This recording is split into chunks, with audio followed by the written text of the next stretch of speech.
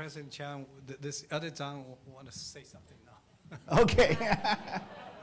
Well, I'm very happy to be here. I enjoy the comments, but I didn't expect to speak, but I was called to speak. So Henry and David were old friends, and so are the rest of the panel members. I do teach, I'm now teaching at Peking University. I taught a course at Tsinghua University for general education, even though my own training is biomedical engineering. I also participated in the evaluation process of both Tsinghua University and Peking University. So I think I know a little bit about what's developing in China now. I'll be very brief. China now has probably the world's largest higher education system, with 14 million students enrolled in about 1,800 universities and colleges. Not counting the vocational schools, which is called 专科, 中专 or 大专, not counting this. So the degree-seeking students amount to 14 million now. They are obviously classified into different categories. Peking University and Tsinghua being the best, and some of the newer ones that were just converted into universities or colleges are at the bottom. Education by television, the 电视大学, the television university is also part of the system. They also grant degrees, but they only to a small limited number. Internet is not widely used as a degree-seeking approach, but internet is widely used in all the courses, at least in some of the better universities.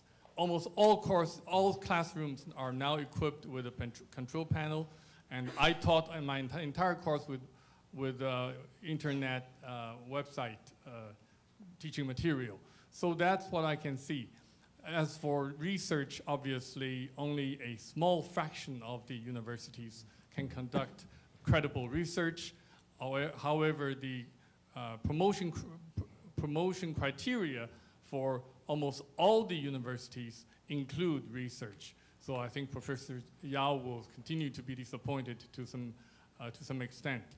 I think the journals may not be as much a problem as Professor Yao suggests, because there are electronic publications, for one thing, and most of the universities do have budget. As far as I know, I've visited many, probably more than you have, many universities. Most of them have electronic material to rely on, even though they may not subscribe to the hardbound journals, particularly some of the rare journals. So that's the summary I can give. Thank you. And I think it's a very interesting session. Thank you, Henry, for moderating. And there's a logistic question. Would you raise that sign very? I saw that sign said stop, stop, stop. Want me to stop? So, but I must complain that we started 15 minutes late because of the right. session. So we should have still 15 more minutes. But I'm not the chair. So if you want me to stop, I will stop. Yes, go ahead. I do have the power of the microphone. This is Alice Fong. I'm a member of C100.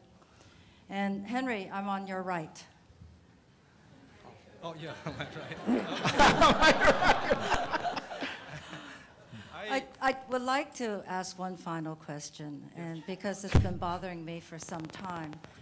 Recently, a colleague of mine returned from visiting China, and for a scientist to be treated like a rock star is something quite special. He was really excited to see how he was not just received, but the real interest in science and in research, and trying to be a world-class research environment in that part of China that he was visiting. However, he did turn around and he said, despite all that, the quality is very uneven. And in fact, some of it is fraudulent that is being published. And I'm wondering if the people in the universities in China are taking this very seriously, and whether they have set in process a way to counteract this erosion of confidence in Chinese science that might occur if it continues. And I would like to get some enlightenment on that part. Thank you.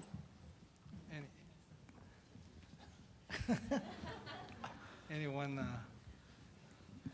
Maybe I see. Okay, Professor Yao. Well, maybe I'll make the following comment. Professor Yao is a rock star in science himself. So let him answer. Well, I would receive a lot of criticism from me on this, but anyway, I will say it.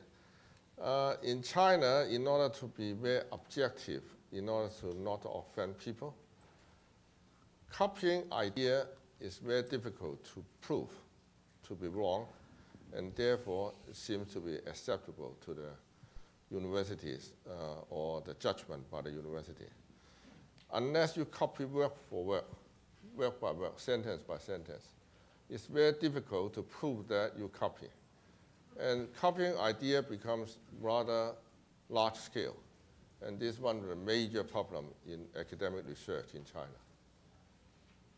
And I believe that government really have to find some way to stop this.